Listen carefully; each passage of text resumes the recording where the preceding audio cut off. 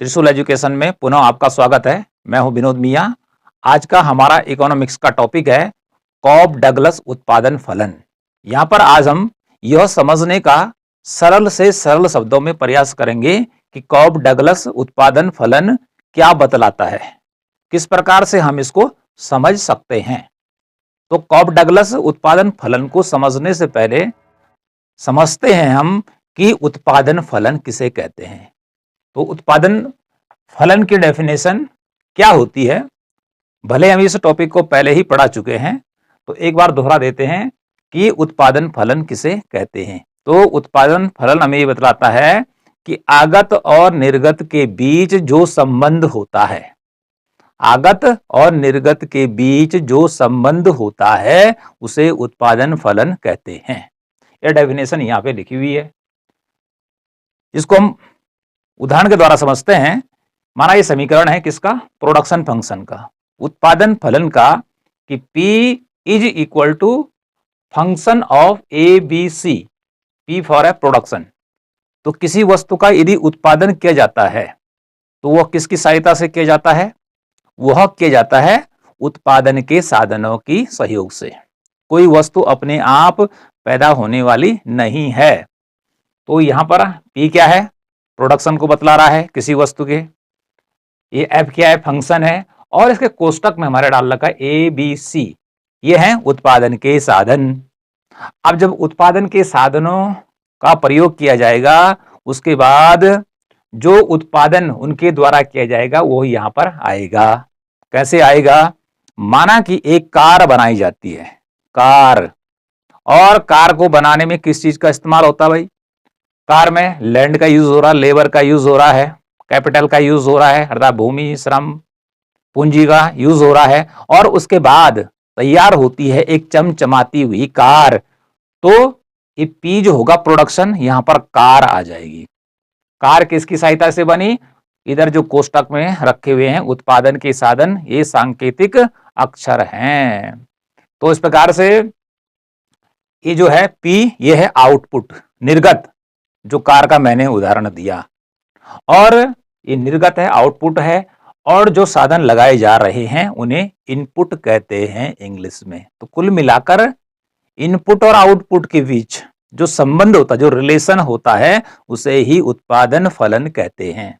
तो यदि इनपुट नहीं किया जाएगा तो आउटपुट नहीं आने वाला है।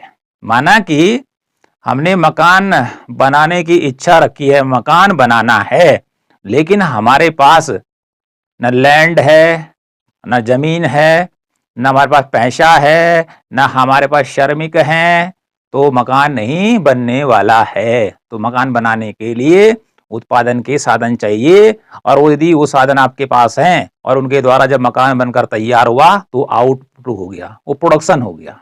ओके, तो इस प्रकार से ये हो गई उत्पादन फलन की परिभाषा। अब बात करते हैं जो आज मेन मुद्दा है, वो है कॉब डगलस प्रोडक्शन फंक्शन, जिसे हिंदी में कहते हैं कॉब डगलस उत्पादन फलन। तो जो कॉब डगलस इकोनॉमिस्ट हुए हैं, ये दोनों के दोनों अमेरिका के रहने वाले थे, क्योंकि यहां पर दो नाम आ रहे हैं, एक नाम आ रहा है कॉब और एक आ रहा है डगलस।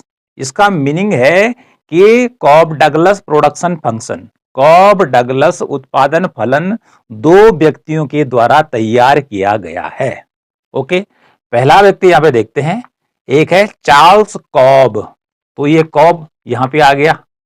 दूसरा था पॉल डगलस, पॉल डगलस। तो कॉब और डगलस, अतः इन दो व्यक्तियों ने मिलकर जो उत्पादन फलन बनाया उसे कहते हैं कॉब डगलस उत्पादन फलन। और जो ये दोनों व्यक्ति थे ये अमेरिका के रहने वाले थे। अब आगे बात करते हैं कि कॉब डगलस उत्पादन फलन जो बनाया गया, इसमें इन दोनों अर्थशास्त्रियों का या सांख्यिकी वेताओं का बड़ा ही योगदान है, क्योंकि यह जो उत्पादन फलन है ये सांख्यिकी मेथड के द्वारा निकाला गया है। इन दोनों व्यक्तियों ने, अर्थात कॉब डगलस ने 1927 से लेकर और 1947 तक, 1927 और 1947 जब हमारा देश आजाद हुआ था, तब तक अमेरिका में शोध कार्य किया, रिसर्च की, निर्माण उद्योग में। कि देखते हैं भाई कि निर्माण उद्योग में जो विभिन्न वस्तुओं का प्रोडक्शन हो रहा है, उत्पादन हो रहा है, इसमें ज्यादा योगदान किस साधन का है या किन किन साधनों का है? भूमि का ज्यादा है या श्रम का ज्यादा है या पूंजी का ज्यादा है? ठीक, ये उन्होंने वहां पर रिसर्च की 20 सालों तक, 1927 से लेकर 1927 टू 1947 तक। 20 वर्ष कम नहीं होते हैं। हमने तो इसको क्या करना है, 1 2 3 इस प्रकार से पार्ट में ही समझना है। लेकिन इस रिसर्च को करते करते उनको 20 साल लग गए और सोचा उन्होंने उससे पहले भी होगा। तो निर्माण उद्योग पर ही उनका यह प्रोडक्शन फंक्शन या उत्पादन फलन आधारित है। अब बात आती है कि निर्माण उद्योग क्या होता है, जिन्हें मैन्युफैक्चरिंग या मैन्युफैक्चर्स इंडस्ट्री कहते हैं। ये होता क्या है भाई? इसमें किन उद्योगों को शामिल किया जाता है? तो उदाहरण के तौर पर कुछ लिए गए हैं यहाँ पे कि निर्माण उद्योग में कौन कौन से उद्योग आ सकते हैं। जैसे भाई देखो, मोटर वाहन उद्योग, जहां गाड़ियां बनती हैं, जहाज, जहां जहाजों का निर्माण होता है, जहाज पेड़ पे नहीं लगता है, सीमेंट के कारखाने हो गए, पंखे बनाने का कारखाना, फ्रिज बनाने का कारखाना, लोहा इस्पात का कारखाना और ये टायरों का कारखाना, अर्थात ये जो फैक्ट्रियां हैं ये सारे के सारे निर्माण उद्योग में आती हैं। तो निर्माण उद्योग के आगे लिखा रहता है विनिर्माण। तो चाहे निर्माण बोलो चाहे विनिर्माण बोलो, बात दोनों एक ही है। तो निर्माण उद्योग के कुछ उदाहरण हमने आपको बता दिए हैं कि जिससे कि आपकी समझ में यो आसानी से आ जाएगा कि निर्माण उद्योग में इन्होंने सर्वे किया था, रिसर्च की, शोध कार्य किया, लेकिन किसी की समझ में ये ना पड़े कि हमें निर्माण उद्योग होता क्या है। इसलिए हमने ये बता दिया कि निर्माण उद्योग में ये उद्योग आते हैं। ये उदाहरण के लिए हैं कुछ, इसमें तो सैकड़ों निर्माण कार्य करने वाली जो इकाइयां हैं, फर्में हैं, वो आएंगी। अब जब हम निर्माण उद्योग की बात कर चुके हैं कि जहां पर कि वस्तुओं का प्रोडक्शन होता है, कि जिसके ऊपर कॉब और डगलस के द्वारा रिसर्च किया गया था, अनुसंधान किया गया था, और तब उसके बाद वो किस नतीजे पर पहुंचे? वो ये ढूंढना चाह रहे थे कि निर्माण उद्योग में जिन वस्तुओं का उत्पादन, कार का उत्पादन हो रहा है, पंखे का हो रहा है, जहाजों का निर्माण हो रहा है, आपका इधर सीमेंट का उत्पादन हो रहा है, कोल तार का हो रहा है, दवाइयों का हो रहा है, तो इसमें कौन कौन से साधन सबसे ज्यादा इस्तेमाल किए जा रहे हैं, जिनका सबसे ज्यादा इसमें योगदान है?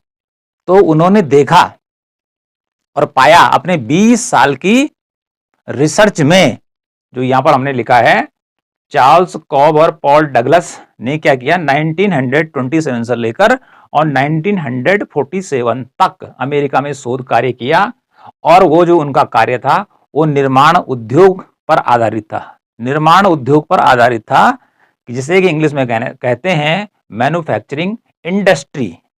इंडस्ट्री की बात की कि उत्पादन में किन किन साधनों का योगदान अधिक है। उत्पादन के साधन कौन कौन है भाई? भूमि है, श्रम है, पूंजी है, साहस है। तो जब उन्होंने अपना निष्कर्ष निकाला 20 साल के बाद, ठीक है, तो उन्होंने देखा कि श्रम का योगदान निर्माण उद्योग में सबसे अधिक है भाई। सबसे ज्यादा जो योगदान है, हिस्सा है, वो लेबर का है, श्रम का है। और दूसरा उन्होंने पाया पूंजी का योगदान। तो कुल मिलाकर कॉब डगलस के अनुसार निर्माण उद्योग में जिन जिन वस्तुओं का उत्पादन हो रहा है, सबसे ज्यादा जो काम लिया जा रहा है, जिसका सबसे ज्यादा योगदान है वस्तुओं के निर्माण में, वो योगदान है सबसे ज्यादा श्रम का, जिसे लेबर कहते हैं इंग्लिश में। दूसरा उन्होंने पाया पूंजी का। ठीक है, तो कुल मिलाकर कॉब डगलस ने अपने उत्पादन फलन में उत्पादन के 2 साधनों को माना है। कितने साधनों को माना है? 2, और हम बताते हैं 4। तो हम इसी को पढ़ेंगे कि जो उन्होंने बताया है। अब देखिए, अपने श्रम के योगदान में उन्होंने क्या पाया कि मैन्युफैक्चरिंग इंडस्ट्री में, पूरी अमेरिका की अर्थव्यवस्था में श्रम का जो योगदान है वो कितना है, 3/4 है। ठीक है, 3/4 है। 3/4 क्या है योगदान श्रम क्षेत्र का है। और पूंजी का कितना योगदान है, 1/4, 1/4 योगदान जो रखता है वो पूंजी रखता है। तो ज्यादा वैल्यू किसकी है, श्रम की है, 3/4। ठीक है जी, और पूंजी का योगदान है 1/4। यदि हम इसको परसेंटेज में निकालते हैं तो देखते हैं क्या करेंगे, 3/4 यहां पर 100 से इसको मल्टीप्लाई करेंगे। ओके, तो एक तरीका है कि इसको सीधे 3 को 100 से मल्टीप्लाई कर दीजिए और 4 का भाग इसमें देना है। ओके, ऐसा होता है। तो दूसरा भी तरीका है, ये 4 हो गया, 4 है तो इधर 100 में सीधे भाग देंगे तो 25, और 25 मल्टीप्लाई 3 इज इक्वल टू 75। ये 75% जो योगदान है मैन्युफैक्चरिंग सेक्टर है, माना कारों का उत्पादन हो रहा है। ठीक है जी, एक कोई लेता हूं, कारों का योगदान लेता हूं, तो उसमें सबसे ज्यादा जो पार्टिसिपेट कर रहा है, सबसे ज्यादा जो मेहनत कर रहा है, जिसका सबसे ज्यादा योगदान है, वो किसका आ रहा है, श्रम का आ रहा है। वो आ रहा है 75% आउट ऑफ 100%। 100% में 75% योगदान केवल श्रमिकों का है। ओके जी, अब बात करते हैं पूंजी का योगदान कितना बोला, 1/4। तो 1/4 मल्टीप्लाई 100, सेम ऊपर की तरह परसेंटेज में निकालने के लिए 100 से मल्टीप्लाई किया जाएगा। ठीक है, तो 4 का भाग इसमें देंगे। ठीक है, 25 और 25 से कम 25 हो गया, 25%। तो पूंजी का योगदान उन्होंने पाया 25% और श्रम का योगदान पाया 75%, 75% और 25%, तो दोनों मिला दीजिए तो कितना हो गया, 100%। तो इस प्रकार से जो कॉब और डगलस था उसने अपने उत्पादन फलन में बताया कि निर्माण उद्योगों में पूरे देश का औसत दिया गया और उसमें ये उन्होंने पाया और उसके बाद हमें बतलाया, और फिर हम आपको बतला रहे हैं कि सबसे ज्यादा जो श्रम का योगदान, ये फिक्स है भाई, 3/4 ये फिक्स पाया उन्होंने, 3/4 रहेगा और पूंजी का 1/4 रहेगा। हमने इसको परसेंटेज में चेंज किया, 75 ज्यादा होता है, इसका मतलब श्रम ज्यादा लगा हुआ है, और 25 क्या होता है, थोड़ा और कम होता है, तो इसका मतलब ये पूंजी का योगदान है। तो दोनों को जोड़ा, ये हो गया 100%। ओके, तो ये 3/4 श्रम को याद रखना है, हिस्सा है, और पूंजी का हिस्सा जो है कैपिटल का 1/4 है, ये आपने याद रखना है। अब बात आती है समीकरण की, कि उन्होंने प्रोडक्शन फंक्शन का कौन सा समीकरण बनाया, किसने, कॉब और डगलस ने, जिनको कि हम दोनों एक साथ कहते हैं कॉब डगलस उत्पादन फलन। उनका समीकरण ये यहां पर ये लिखा है, Q बराबर A capital L to power alpha. ये जो चिन्ह है ऊपर, ये अल्फा का लगाना है थोड़ा ऊपर। ठीक है जी, और अगला है K टू पावर बीटा, ये B बनाना है। ठीक है जी, और थोड़ा इसको नीचे करना, बीटा। तो जो ये अल्फा है और बीटा है, ठीक है, ये अल्फा और बीटा ये हैं ग्रीक भाषा के अक्षर, ग्रीक भाषा के ये अक्षर हैं, अल्फा बीटा और गामा। इन किरणों के बारे में साइंस में आपने सुना होगा, पढ़ा होगा कि अल्फा गामा और जो बीटा होती है ये किरणें होती हैं, लेकिन यहां पर किरणों या रेज से मतलब नहीं है। हिंदी में क्या बोलेंगे इसको, एल की घात अल्फा और के की घात बीटा। तो जो यहां पर ये अलग अलग लिखे हुए हैं, ये सारी चीजें भी आपको अलग से बतलाई जाएंगी। ठीक है जी, अब देखिए, एक तो ये वाला समीकरण है उनका, इसको आपको याद करना है। ये वाला जो फॉर्मूला है, एम एल झिंगन की जो बुक है, एम एल झिंगन की जो बुक है उस पर ये लिखा हुआ है, लेकिन जो आहूजा की किताब है व्यष्टि अर्थशास्त्र माइक्रो इकोनॉमिक्स, उसमें कॉब डगलस उत्पादन फलन ये दिया गया है, Q is equal to A L to power alpha के 1 माइनस अल्फा, ये दिया गया है। तो दोनों का मीनिंग एक है, चाहे ये हो और चाहे ये हो। अब कैसे होता है इसी को थोड़ा यहां पर समझ लेते हैं भाई, क्योंकि जैसे हमने बताया कि श्रम और पूंजी का योगदान जोड़ दिया जाता है तो 100 हो जाता है। तो दोनों का अलग अलग इसमें योगदान है, किसमें, वस्तुओं के निर्माण में, मैन्युफैक्चरिंग सेक्टर में, निर्माण उद्योग में। तो जैसे हमने कहा लेबर का, तो लेबर का योगदान कितना है? 3/4 है, ठीक है जी, या 75% है। तो उसके बाद कितना बचा? 100 में से 25% बचा, तो 25% किसका योगदान होगा? वो कैपिटल का होगा।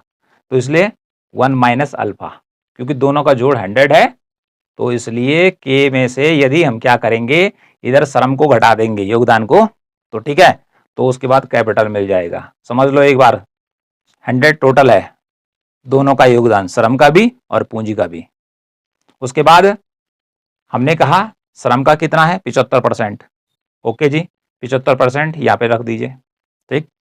उसके बाद बोला 25%, तो 100 में से इसको घटाना पड़ेगा, इसलिए इसको इधर से माइनस कर दिया, या सीधे हम यहाँ पे इसको 25 भी लिखें तो तब भी जाके ये काम चल जाएगा और बराबर ये 100 कर देगा। तो इसलिए 1 माइनस अल्फा हो और चाहे ये के टू पावर बीटा हो, कोई दिक्कत नहीं है, एक ही बात है, ठीक है जी।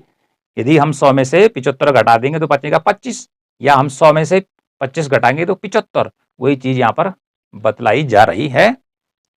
ओके, अब यहां पर क्या समझना है? हमने यहां पर यह समझना है कि जो यहां पर अल्फा दे रखा है और यहां पर जो बीटा दे रखा है, यहां पर क्यू दे रखा है, ए एल के, ये क्या क्या बला है भाई, क्या चीज है ये? तो यहां पर लिखा हुआ है, इनको याद करना है। क्यू जो है वो उत्पादन की मात्रा को दिखा रहा है, क्वांटिटी दिखा रहा है, ठीक है, उत्पादन की मात्रा, Q for quantity of production, जो आउटपुट आया। एल फॉर क्या है? श्रम की मात्रा, जो यहां पर एल लिखा हुआ है, चाहे यहां पे लिखा हुआ है, एल फॉर होता है श्रम की मात्रा, लेबर। एल फॉर क्या होता है? लेबर, ठीक है, लेबर मीन श्रम, जो काम करते हैं, लेकिन यहां पर आएगा श्रम के घंटे, ठीक है, कि एक आदमी कितने घंटे काम करता भाई। तो एल फॉर हो गया श्रम की मात्रा, के फॉर पूंजी की मात्रा, के फॉर कैपिटल, कोई बोलेगा सी फॉर होता कैपिटल, CAPITAL, लेकिन ये सांकेतिक अक्षर है के, तो ये पूंजी की मात्रा को दिखाए, के फॉर कैपिटल को दिखाएगा, कितना पैसा लगा है भाई, पैसे पैसे से मतलब नहीं है, वहां पर लैंड भी होगी, ठीक है, उसके बाद प्लांट भी होगा, फैक्ट्री होगी, मशीनें लगी होंगी, कई चीजें होंगी उसके अंदर, तो केवल पैसे पैसे से कोई भी चीज थोड़ी बनेगी कि नोट खड़े कर दे 1 अरब रुपये और फैक्ट्री लग गई कार की। तो के पावर हो गया पूंजी की मात्रा। अब अगला है ए, क्यू तो ये आगे भाई उत्पादन की मात्रा, एल आ गया श्रम की मात्रा, के आ गया पूंजी की मात्रा, कैपिटल बात कर चुके हैं। अब जो ए लिखा है यहां पर, ठीक है जी, इसका मीनिंग क्या होता है? ए, तो ए का मीनिंग क्या है? तकनीकी प्रगति, मतलब टेक्नोलॉजी में जो प्रगति होती है, जो सुधार होता है, माना कोई कार की फैक्ट्री है, तो पहले जो वहां पर तकनीकी है पुरानी है, कुछ आविष्कार और किया गया उसमें कंपनी के द्वारा, और नई तकनीकी आ गई जो तेजी से काम करने लग गई। ओके, तो तकनीकी सुधार, इसी को कहते हैं अवशेष, ठीक है, रेसिड्यूअल इसे कहते हैं अवशेष। अवशेष का मीनिंग है कि यदि यहां पर उत्पादन हो रहा है, क्यूब और यहां पर उत्पादन रखे, तो कॉब और डगलस ने क्या कहा है कि निर्माण उद्योगों में जो उत्पादन होता है, कार का हो रहा है, सीमेंट का हो रहा है, खिलौना का हो रहा है, जो भी हो रहा है, वो उत्पादन केवल लेबर और पूंजी के द्वारा हो रहा है। लेकिन इसके अलावा भी यदि उत्पादन बढ़ जाता है, तो तब उत्पादन किसके कारण बढ़ा? उसमें आएगा कि तकनीकी प्रगति के कारण वह उत्पादन बढ़ा है, तो इसको भी याद करना है। अब यह है अल्फा और बीटा, ये जो चिन्ह है भाई, ठीक है, इस चिन्ह को आप बनाने का प्रयास करेंगे, ये इस प्रकार से अल्फा हो जाएगा, ठीक, और ये बीटा है, इस प्रकार से बीटा ये हो गया, थोड़ा सा ये बी होता है जैसे इंग्लिश का, थोड़ा सा इसका जो पूंछ है वो थोड़ा लंबी बना देनी है, तो बीटा, अल्फा और बीटा, जैसे पहले बात की, ये दोनों जो अक्षर हैं ग्रीक भाषा के हैं, यूनान से आए हैं। ओके, तो अल्फा और बीटा क्या है? Positive parameters. कैसे हैं? Positive parameter. अभी पॉजिटिव पैरामीटर क्या होता है भाई? ये निगेटिव पैरामीटर नहीं होगा, कैसा होगा? पॉजिटिव। अब पॉजिटिव पैरामीटर में इनका मीनिंग समझते हैं कि ये दोनों जो हैं एल टू पावर, मतलब एल की घात अल्फा और के की घात बीटा, तो ये अल्फा और बीटा क्या बतला रहे हैं यहां पर? ये क्या बतला रहे हैं यहाँ पे देखिए, ये लिखा हुआ है अल्फा, दूसरे नंबर पर है बीटा, ये है अल्फा का, अभी मैंने बात की थी अल्फा का चिन्ह ऐसा होता है। अल्फा बतला रहा है श्रम का हिस्सा, कि निर्माण उद्योग में श्रम का हिस्सा कितना है, ठीक है। बीटा यहाँ पे लिखा, बीटा क्या बतला रहा भाई, यहाँ पे हमने देखो बीटा यहाँ पे अक्षर में लिखा है ग्रीक में, इधर हिंदी में भी लिखा है, इसको बीटा पढ़ना है, ठीक है जी, इसको अल्फा पढ़ना है। और बीटा दिखा रहा है पूंजी का हिस्सा, ठीक है जी, किसका हिस्सा बतला रहा है, पूंजी का हिस्सा। तो कुल मिलाकर इधर ये अल्फा बता रहा है श्रम का हिस्सा कितना है उत्पादन में, अभी आगे चलकर और भी सरल बताऊंगा। और कैपिटल पूंजी का हिस्सा कितना है इसके उत्पादन में, ये बीटा बतला रहा है। इतनी बात तो समझ में आ गई होगी। तो कुल मिलाकर जो अल्फा बीटा होता है ये पॉजिटिव होते हैं, नेगेटिव नहीं होते हैं। अर्थात यदि लेबर का इस्तेमाल ही नहीं किया जाएगा तो उत्पादन कहां से होगा भाई, क्योंकि जो कॉब और डगलस ने बतलाया है उसने कहा कि उत्पादन केवल दो साधनों की सहायता से ही किया जाता है, एक है श्रम और दूसरा है पूंजी, एक है श्रम और दूसरा है पूंजी। और दो और थे, वो कहां गए, क्या उसको पता नहीं था या उन दोनों को पता नहीं था कि भाई दो और भी लगे हुए, पर उन्होंने उसको छोड़ दिया, ठीक है। और इन दोनों के द्वारा अर्थात लेबर और कैपिटल के द्वारा समझाने का प्रयास किया कि निर्माण उद्योग या मैन्युफैक्चरिंग सेक्टर या इंडस्ट्रीज में किसका हिस्सा सबसे ज्यादा है, ये बतलाने का यहां पर प्रयास किया गया है। तो आपने इन चीजों को क्या करना है, याद करना है। क्या करना है, याद करना है। ओके, अब याद करना, देखो हमने कॉब डगलस जो प्रोडक्शन फंक्शन का जो समीकरण है वो तो हमने वहां पे लिख ही दिया है, दो प्रकार से आपको बता दिया है, गणितीय भाषा में भी समझा दिया है। गणितीय भाषा में कहां पर समझाया हमने आपको, देखो भाई श्रम का योगदान कितना है 3/4, ठीक है जी। अब बहुत सारे नहीं समझते कि 3/4, हमने उसको परसेंटेज में चेंज कर दिया, ठीक है जी, ये 75% निकाल दिया। उसके बाद हमने पूंजी का योगदान उन्होंने बताया 1/4 होता है, ठीक है जी, स्थिर है, ये उनके बताए हुए हैं, इसको हम कम ज्यादा नहीं कर सकते हैं। तो 1/4 है, इसका मतलब ये 25% आया, तो टोटल 100% आ गया। तो 100% में श्रम का योगदान 75, और 75 में 100 घटा दो तो 25 किसका हो गया, कैपिटल का हो गया। ओके, इतनी बात तो आपकी समझ में आ जानी चाहिए, इसको आप लिखेंगे भी तो बहुत अच्छा आपकी समझ में आ जाएगा। अब देखिए भाई, इसी चीज को हम फिर अगले उदाहरण के द्वारा समझते हैं। यहां पर हमारा लिखा हुआ है Q is equal to AL to power alpha और K टू पावर बीटा, ठीक है।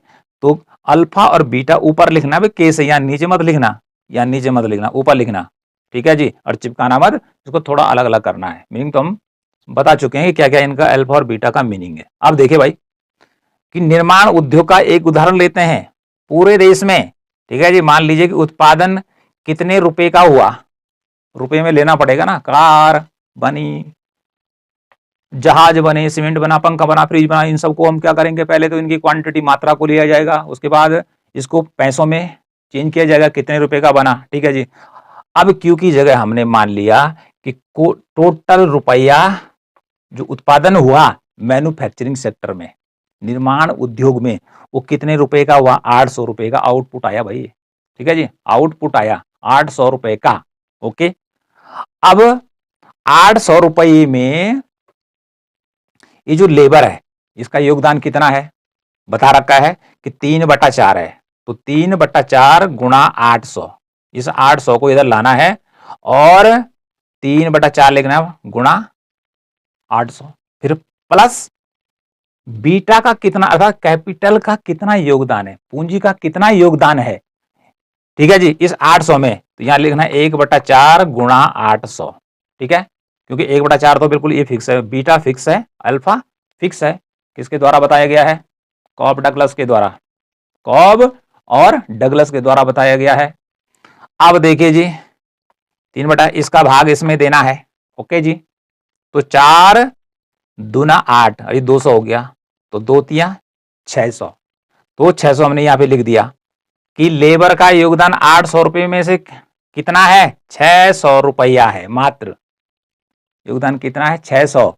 अब बात करते हैं कि कैपिटल का योगदान कितना है भाई 800 में, 1/4 गुणा 800, तो 4 दूना 800, तो इसका योगदान कितना निकला 200। तो इन दोनों को जोड़ दिया 600 धन 200 यानी कि 600 प्लस 200 कितना हुआ आउटपुट 800, तो होगी ना 800। ठीक, तो इस प्रकार से इसको हम गणितीय भाषा में समझेंगे। अब यदि ये तो याद करना ही करना है, लेकिन यदि समझना है तो इससे आप की समझ में ये वाली चीज आ गई होगी कि जब हम किसी चीज को उदाहरण के द्वारा समझाते हैं, एग्जाम्पल के द्वारा, तो बच्चों की समझ में ज्यादा आता है। और लेकिन सीधे यही बतला दिया जाए उसको तो समझ में नहीं आता है।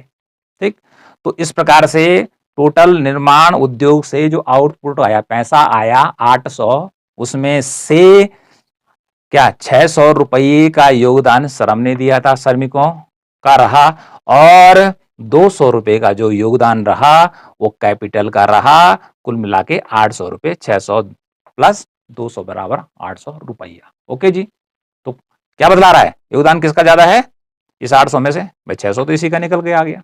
ठीक है, शेष किसका है, शेष इधर पूंजी का है। तो ये उदाहरण हमारे पास आ गया। ओके, अब बात आगे करते हैं कॉब डगलस उत्पादन फलन के बारे में। जो कॉब और डगलस उत्पादन फलन है, एक कैसा उत्पादन फलन है, दीर्घकालीन उत्पादन फलन, लॉन्ग रन प्रोडक्शन फंक्शन है। तो जो उत्पादन फलन होता है वो दो प्रकार का होता है, एक होता है अल्पकालीन उत्पादन फलन और एक होता है दीर्घकालीन उत्पादन फलन।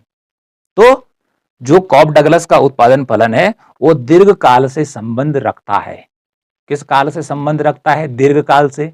और दीर्घकाल क्या बतलाता है, दीर्घकाल ये बतलाता है कि उत्पादक के पास इतना टाइम होता है कि वह मांग के अनुसार उत्पादन के सभी साधनों को एक ही अनुपात में बढ़ा सकता है और एक ही अनुपात में घटा सकता है। ठीक है, मतलब जितनी डिमांड हो रही है किसी वस्तु की बाजार में उतना उसका उत्पादन कर सकता है। ठीक, जितना डिमांड हो रही है उतना ही उत्पादन करेगा अथवा उतनी ही सप्लाई करेगा। ये हमें कौन बतलाता है, ये दीर्घकालीन उत्पादन फलन बतलाता है। ठीक है, अब अगली बात करते हैं, उत्पादन के दो साधन होते हैं। कॉब डगलस के अनुसार उत्पादन के दो ही साधन हैं। साधन कौन कौन है, वह साधन है एल और के, श्रम और पूंजी, अर्थात श्रम और पूंजी के द्वारा ही सारा का सारा प्रोडक्शन निर्माण उद्योगों में किया जाता है। किसने कहा, कॉब डगलस ने, इसको याद रखना है। ठीक है जी, अगला है रेखीय समरूप उत्पादन फलन। जो कॉब डगलस उत्पादन फलन है वो किस प्रकार का उत्पादन फलन है, रेखीय समरूप उत्पादन फलन, linear homogeneous production function, linear homogeneous production function है ये। अब ये लीनियर होमोजीनियस प्रोडक्शन फंक्शन होता क्या है, तो जो लीनियर वाला है ये क्या बतलाता है, क्योंकि यह लॉन्ग रन प्रोडक्शन फंक्शन है और इसमें आता है पैमाने के प्रतिफल। तो पैमाने का प्रतिफल हमें क्या बतलाता है, हमें तीन कंडीशन के बारे में बतलाता है कि पैमाने का बढ़ता प्रतिफल, जब उत्पादन बढ़ता है, पैमाने का स्थिर प्रतिफल, ठीक है, और पैमाने का घटता प्रतिफल। तो जो कॉब डगलस का उत्पादन फलन है वह स्थिर पैमाने के प्रतिफल को मानता है। वो कहता है कि जितना प्रतिशत उदाहरण के तौर पर उत्पादन के साधनों को बढ़ाएंगे, लैंड एंड कैपिटल को बढ़ाएंगे, उतना ही उत्पादन बढ़ेगा। ठीक है, 2 गुना यदि उत्पादन के साधनों को बढ़ाया जाता है तो उत्पादन भी 2 गुना बढ़ेगा। ठीक है जी, यदि 4 गुना बढ़ा कौन, उत्पादन के साधन, तो उत्पादन भी 4 गुना बढ़ेगा। फिर आगे चलेंगे, यदि 8 गुना उत्पादन के साधन बढ़ाएंगे उत्पादन भी 8 गुना ही बढ़ेगा। तो उसके बाद यदि हमें 3 पॉइंट पे ये 4 जितना भी बढ़े एक रेखा मिलेगी, वो बिल्कुल हमें एक लाइन की तरह मिलेगी, उसको हम बाद में बतलाएंगे आपको। तो वो रेखा क्या बतलाती है, समरूप उत्पादन को बताती है। ठीक है, स्थिर उत्पादन को बतलाती है कि जितने प्रतिशत उत्पादन के साधनों को बढ़ाएगा, लेबर और कैपिटल को यदि 5% बढ़ा या गया और उत्पादन भी 5% ही बढ़ा, तो समझ लीजिए यह है पैमाने का स्थिर प्रतिफल। और इससे हमें प्राप्त होगी जो रेखा, वो हमें प्राप्त होगी रेखीय समरूप उत्पादन फलन की। ओके, यही बात हमने इसमें की है, पैमाने का स्थिर प्रतिफल। कॉप डगलस का उत्पादन फलन जो है वो क्या है, पैमाने के स्थिर प्रतिफल को मानता है। और पैमाने के प्रतिफल की 3 अवस्थाएं हमने आपको बताई कि पैमाने का बढ़ता प्रतिफल कि जब उत्पादन बढ़ता है, ठीक है। दूसरी अवस्था बताई कि जब स्थिर प्रतिफल का है, और तीसरा है घटता प्रतिफल का। ओके, ये चीजें आपने क्या करनी है, याद रखनी है। ओके, अब आगे चलते हैं कि जो कॉब और डगलस का उत्पादन फलन है, इसका कुल मान कितना होता है, दोनों का कितना होता है, अर्थात लैंड का और कैपिटल का कितना कितना योगदान होता है, ठीक है। तो इन दोनों को जो जब जोड़ते हैं, तो पहले हम बता चुके हैं कि 100% होता है दोनों का, ठीक है जी। 100% का दूसरा रूप है एक, क्या है, एक। तो कुल मिलाकर कहने का अर्थ क्या है कि जो अल्फा है और बीटा है, यहां पे लिखा हो देखो भाई, अल्फा प्लस बीटा की जो वैल्यू होती है, ठीक है जी, जो मूल्य होता है वो एक होता है। कितना होता है, एक होता है। Alpha plus beta is equal to 1, ठीक है। कितना होता है, एक होता है। अब एक कैसे होता है, हमने यहां पे आपको बताया था कि 3/4 किसका योगदान है, श्रम का, उसका परसेंटेज कितना निकला, 75। दूसरा है पूंजी का योगदान, कितना है, 1/4 है, ये निकला 25%। जोड़ दिया 100%। 100% का सरल रूप माना एक जो बता रहा है वो 100% को बतलाएगा। जो एक बतला रहा है वो 100% को बतलाएगा।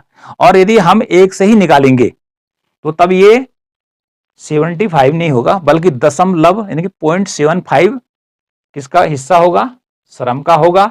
और एक से ही इसको मल्टीप्लाई किया जाए, अर्थात जैसे हमने 3/4 गुणा 100 किया, यहां पर एक लिखेंगे तो तब इसका जो यहां पर आंसर आएगा वो आएगा 0.75, ठीक है जी। और यहां पर लिखा है 1/4, और यहां पर 100 की जगह एक करेंगे तो तब 25 नहीं आएगा, तब आएगा 0.25, 0.25 आएगा, और दोनों को जोड़ देंगे तो एक होगा, ठीक है। आगे बताएंगे आपको, कोई दिक्कत नहीं है। तो अल्फा और बीटा का योग कितना बताया, एक होता है, ठीक है जी। अब अगली बात करते हैं, दूसरा देखो भाई, जो अल्फा है, यहां पर जो लिखा हुआ ना श्रम, अल्फा का जो मान होता है ग्रेटर देन 0, मतलब 0 से अधिक होता है। यानी कि यहां पर देखिए कि जब हम बता रहे हैं कि उत्पादन के 2 साधन हैं, अब इनमें से एक भी साधन को क्या कर दें, 0 कर दिया जाए, माना कि एक साधन को मतलब लेबर को हटा दिया जाए, तो जो पूंजी है वो अकेला प्रोडक्शन नहीं करेगी, उत्पादन नहीं करेगी, कार नहीं बनाएगी, मशीन नहीं बनाएगी, सीमेंट नहीं बनाएगी, कुछ नहीं बनाने वाली है, ठीक है जी। तो कुल मिला के यदि इन दोनों में से अर्थात लैंड और कैपिटल में से यदि एक को अपसेंट कर दिया जाए, एक का बिल्कुल काम बंद कर दिया जाए, ठीक, पूंजी पूंजी है, ठीक है जी, लेबर वहां कोई नहीं है, तो क्या होगा, उत्पादन नहीं होगा, ठीक। ये लेबर ही लेबर है और कैपिटल नहीं है, तब भी काम नहीं होगा भाई। काम करने के लिए आदमी तो चाहिए ना, बिना आदमी ये काम कैसे होगा। अगर काम नहीं होगा तो प्रोडक्शन या उत्पादन कहां होने वाला है। ओके, तो देखिए इसलिए अल्फा का जो वैल्यू होती है वो 0 से अधिक होती है, ठीक है जी, और 1 से कम होती है, ठीक है, 1 लेस देन, ठीक है, 1 से कम होती है, क्योंकि दोनों को जोड़कर 1 है, तो ठीक है। तो जब दोनों को जोड़कर 1 है तो यह 1 से कम, अर्थात अल्फा का मान 0 से अधिक और 1 से कम होता है, लेस देन 1 और ग्रेटर देन 0। ओके, दूसरा है कि जो बीटा है, इसका क्या होता है, बीटा भी जो होता है इसकी वैल्यू क्या होती है, ग्रेटर देन 0, ये 0 है भाई, शून्य से अधिक होती है, और 1 लेस देन मतलब वो 1 से कम होती है। तो चाहे वो अल्फा है और चाहे वो बीटा है, इन दोनों की जो वैल्यू होती है, इनका जो मूल्य होता है 0 से अधिक और 1 से कम होता है, ठीक है जी।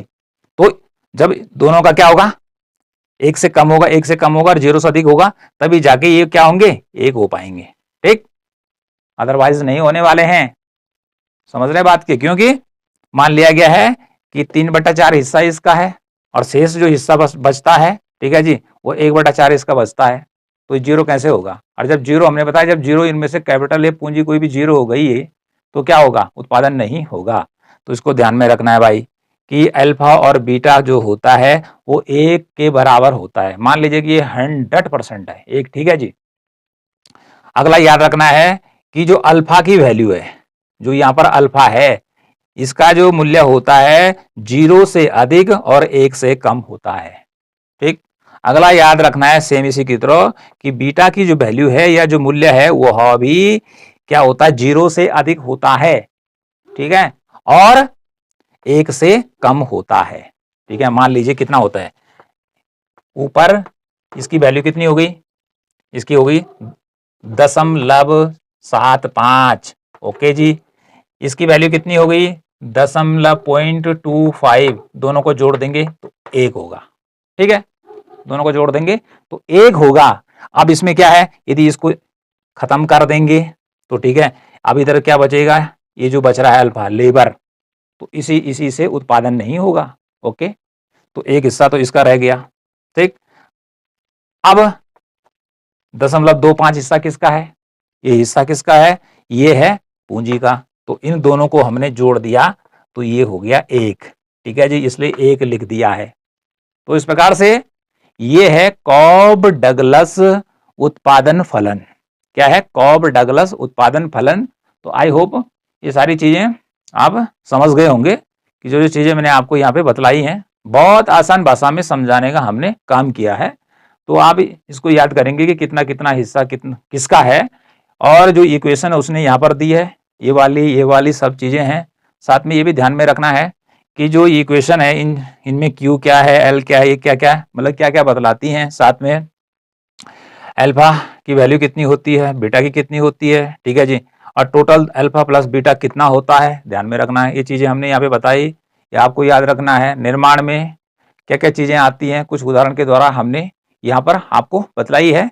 यह कॉब डगलस उत्पादन फलन का पहला वीडियो है, पार्ट नंबर 1 है। और पार्ट 2 में हम आगे चर्चा करेंगे कॉब डगलस उत्पादन फलन की।